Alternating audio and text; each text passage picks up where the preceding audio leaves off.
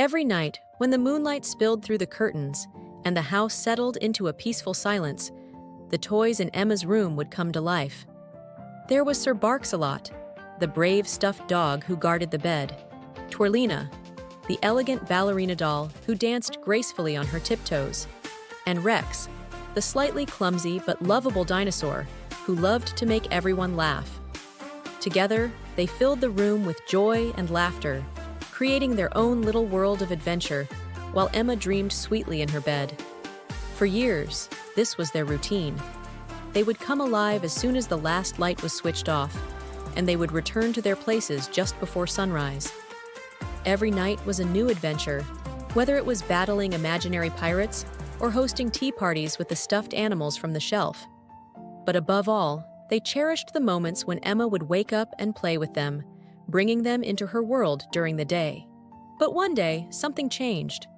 The toys noticed that Emma wasn't reaching for them as much anymore. Instead of picking up Twirlina to twirl her around the room or grabbing Rex to go on a roaring adventure, Emma was spending more time with her books, her tablet, and her new art supplies. The toys waited patiently, thinking it was just a phase. But as days turned into weeks, and weeks into months, the toys realized that Emma had started to outgrow them. One night, as the toys gathered in their usual circle on the floor, Sir Barksalot spoke up, his voice tinged with worry. "Have you noticed? Emma hasn't played with us in weeks."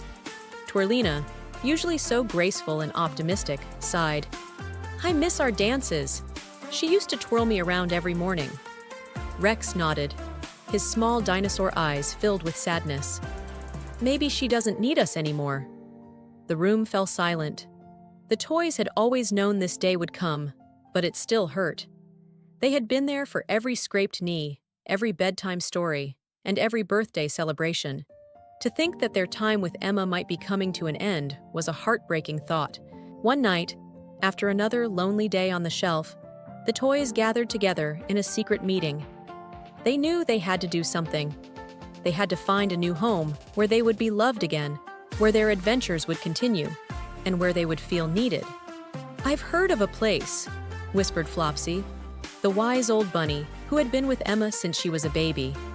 "A place where toys like us can find new children to love us." "Where is it?" asked Sir Barksalot, his eyes lighting up with hope. "It's called the Toy Haven," Flopsy explained. "It's a magical place, hidden in the heart of the city. But the journey isn't easy. We'll have to leave the house and find our way there."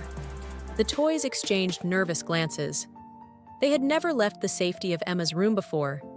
The outside world was unknown and frightening, but the thought of finding a new home, where they could be loved and played with once again, filled them with a sense of purpose. The very next night, when the house was asleep, the toys made their move. Sir Barksalot led the way, with Twirlina and Rex close behind, and Flopsy bringing up the rear. They carefully climbed down from the shelf, avoiding creaky floorboards and tight spaces. With great effort, they managed to push open the slightly ajar door and slip out into the hallway. The house, which had always been their entire world, suddenly seemed vast and mysterious.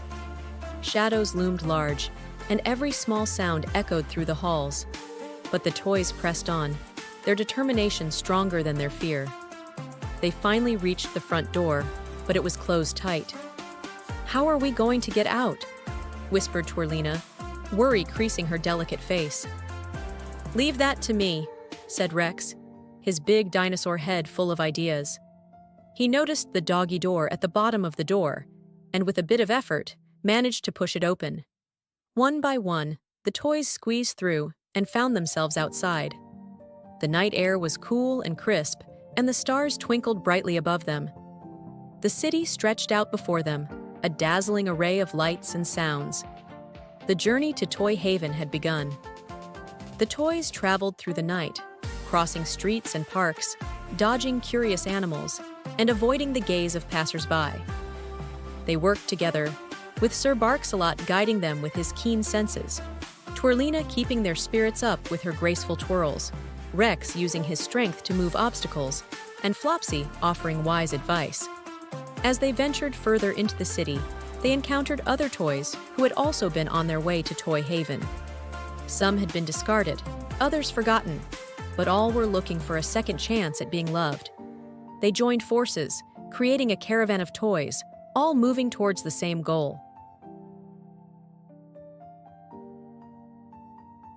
After what felt like an eternity, the toys finally arrived at Toy Haven. It was a magical place, hidden in a quiet corner of the city, surrounded by a lush garden filled with flowers and trees.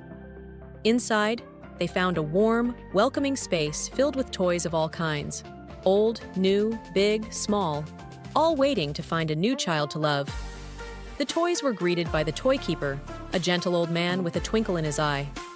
He listened to their story and welcomed them with open arms. "Here, you will find new children who need you just as much as you need them," he assured them. And so, the toys settled into their new home. It wasn't long before children started visiting Toy Haven, their eyes wide with wonder at the vast array of toys. One by one, the toys found new homes, where they would once again be cherished and loved.